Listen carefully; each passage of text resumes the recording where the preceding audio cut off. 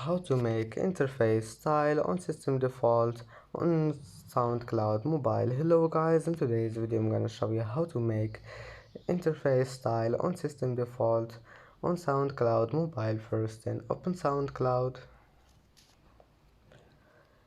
and here you will find the library. Here click on it and then click on your profile in the top corner, and here you will find the settings. Click on it and now click interface style, and here you will find this one, system default.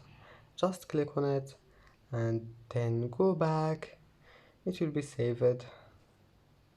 And that's it for today's video.